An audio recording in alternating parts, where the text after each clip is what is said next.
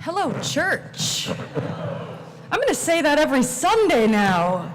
That is good. Who are we? And what is it we are about on this day? Who are we who receive this historic legacy and the responsibility to carry it forward? We gather in this place as representatives and practitioners of many faiths, or no faith tradition at all. We gather across the spectrum of involvement with transit in this, our nation's capital. We are workers, and we are riders, and we are community leaders. We are busy serving in the back of the house and on the front lines of every single fight. We are bus and train operators, and we are the stalwarts who keep the maintenance departments going. We are the widows with disabilities waiting on Metro access to take us to church. And you know who else we are? We are the frazzled commuters trying to find our way home from our second job on a Friday past midnight. We are them too. That's some of you all in the choir, that's you. And we are the high school kids clutching our Metro cards in our hands on our way to education and opportunity all around this region. And we are the soccer moms stuck in traffic for the fourth time today. We are church leaders and we are community organizers. We are the members of the Amalgamated Transit Union Local 689 who make it work no matter what we have to work with. That is who you are.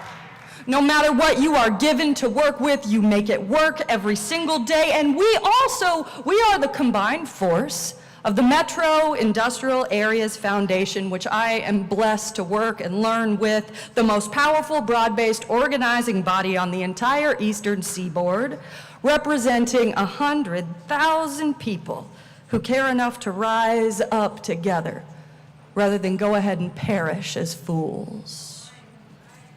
Every single one of us. Across all these identities, every one of us is united on this day by more than just the common task of the well-being of Metro. We are united by a common stake in our own values, by the future of the middle class in America, and a shared opportunity to rise up and claim our place in history just as those who went before us did. This, my friends, is a moment we do not get to take back.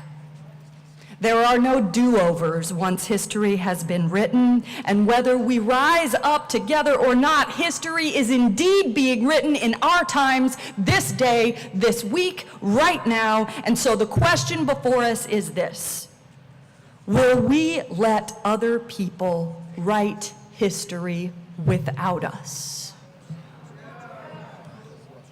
Now you know, because you've heard it 100 times, you know the story that other people will tell about you. If you don't claim your power to tell your story yourselves, you have heard it and you will hear it again. The story other people will tell about you, about us in this place, it is altogether too familiar. It is a finger-pointing story full of scapegoating and a budget balanced only at the cost of real opportunities for workers and writers alike. Managers who don't listen have their own story to tell. A false reality that blame lies with the hourly worker, and that management does not need to take into account that worker's tangible suggestions on how to make transit better and safer for every single one of us. You've heard the story the general manager tells. He himself admits that employees have feared retaliation for reporting problems. He himself admits that culture here in WMATA, and still his story seems to be that it is acceptable for workers in the departments we depend on most to be bullied when they try to stand up.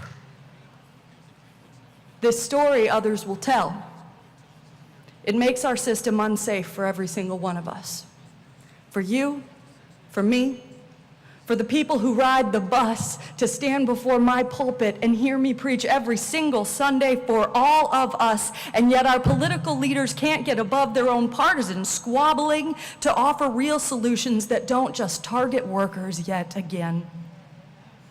You've heard the story they tell too. It's a story of scarcity of resources when we know that we stand here today in one of the richest jurisdictions on this very earth, and still they tell us there is not enough. Corporate ideologues of all political affiliations, they have another story to tell, that unions need to be busted under the weight of a right to work agenda. An agenda that ultimately results in the privatizing of public services and in poverty-level wages for you who work those privatized companies. Nobody in this room is fool enough to deny that we are in the midst of a complicated mess in this transit system. Indeed, in this country as a whole, we know that without dedicated funding, adequate resources, and good middle-class jobs, every single public service, including our schools and our utilities, and yes, our transit system, every single one of them is caught in a web of decay we cannot escape. And as people, as voters, as workers, as union members, it is up to us right now to tell our own story. To tell our own story such that this region, this nation, and this world can hear it. No one else can tell your story for you, and no one will, which is why we need to claim more power and build more power together as one, because there is in this room a story we know to be true. A story where workers and riders and the region might yet rise up, and it is our job to keep the story of these ties that hold us close fresh before our eyes every single day, because everybody else has a different story to tell, and if we do not rise up, we will lose our place.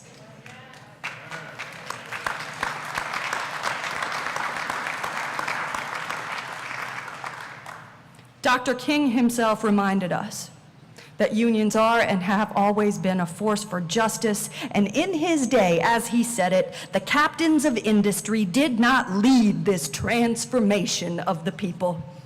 They resisted it until they were overcome. Now, what does that tell us? It tells us we have some overcoming to do. Indeed, in that time, in King's time, when the movers and the shakers and the money makers found themselves up against a wall, they did what they always do. They resisted, and today that resistance is happening still. Resistance from the people in power comes when they try to divide us, workers against riders, community leaders from one another. When the captains of industry look for a place to point their fingers, you know where those fingers point, and too often it is directly at the everyday, dedicated, long-suffering workers like every one of you. Workers who have been asked every single year to make it work with less and less and less. I submit that all of it, history, the legacy, the competing stories and interests laid before you here bears our consideration. Today we are invited to consider it all, along with the fact that civil rights in Washington and in this country have always been workers' rights. Hold all of that before you, and then consider the only response that some of our public leaders have to offer in these times is the simple, boring, ages-old falsehood of scapegoating the workers, so that righteously angry folks wondering how to get to work on time end up angry at the wrong people.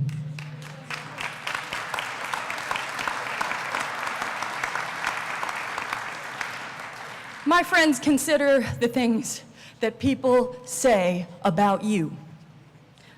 The things that people say about you, the workers, when they tell your story without you.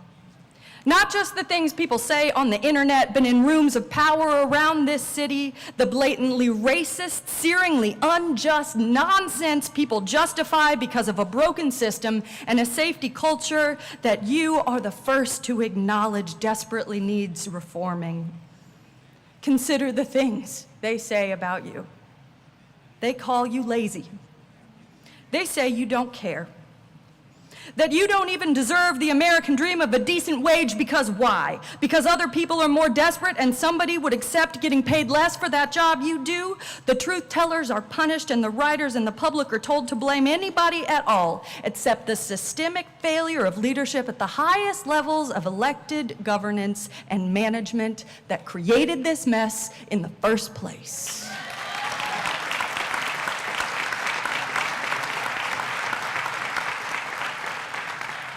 Now, I can call people out on this racist nonsense. I am a cute little white lady. Nobody says that stuff about me. Instead, they just assume I am weak. But we know that the power of the union has always built on the unshakable arms of women, hasn't it, Jackie? Ladies? Here in our nation's capital, as we honor the life and the legacy of Dr. King and those civil rights and labor leaders who fought for fairness in this system who went before us, we know that everything we hold dear is at stake. What is at stake in this moment is the good union job at Metro that provided a pathway to a middle-class life for a kid willing to work hard and make it through.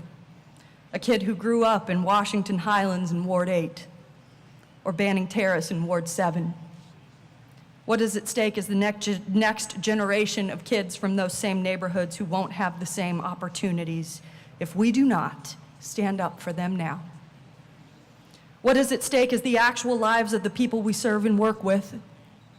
In the last 11 years, 19 people have died due to unsafe conditions on Metro. That's 10 passengers, and it's 9 workers. 3 workers have been seriously injured in the last few weeks alone. We cannot wait for action. Workers cannot wait. Riders cannot wait. And my friends, we are here today to tell our own story and to tell it together because we do not have to rise up alone. None of us does. Not one department has to rise up alone. Not one person, not even Local 689 itself has to rise alone. Indeed, we are pulled up by the work of this inescapable network of mutuality which holds us. As Dr. King said, the choice is clear. We may choose to live together as one, or we may perish on our own as fools.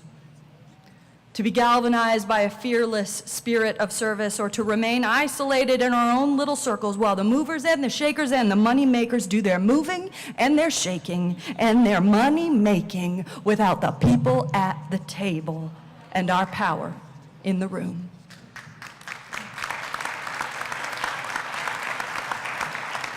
That is what is at stake. Our lives, our livelihoods, and the American dream itself, the dream that Dr. King dreamed. And so when you fight for that American dream for yourself and for your family, you fight for every one of us. And so let us rise and rise together just as our forebears did, so that like them, we too might tell our own story and claim our place in history.